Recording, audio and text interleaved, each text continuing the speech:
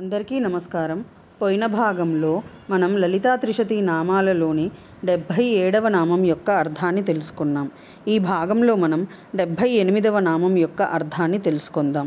అస్మద్గురు దివ్యచరణారవిందాభ్యాం నమో నమః.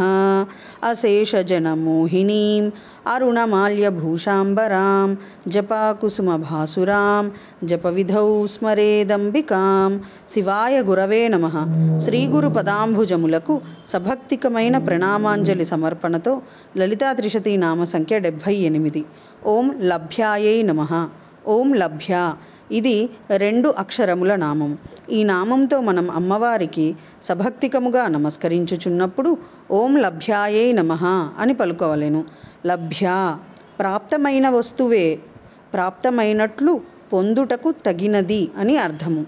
సాధకుడు లోక వ్యవహారము నందున్నప్పుడు అవరకమైన అజ్ఞానము వలన పరాశక్తి ప్రస్ఫుటముగా ప్రకటము కాదు, స్పష్ట ప్రకాశము లేనిదయ్యి ఆమె శ్రవణమననాదులచే సుసంస్కరితమైన అంతఃకరణ వృత్తి యందు అఖండాకార జ్ఞాన భూమిక యందు ప్రతిబింబత స్వరూపముతో విస్మరింపబడిన కంఠాలంకృత సువర్ణాభరణముల వలె ప్రాప్తమైన వస్తువే.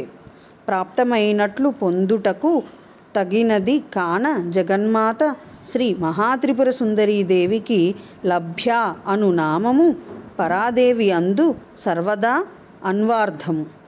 ఓం ఐం హ్రీం శ్రీం లభ్యాయై నమః. శివశక్తి రూపాయ నమః శివాయ. ఓం ఐం హ్రీం శ్రీం శ్రీమాత్రే నమః.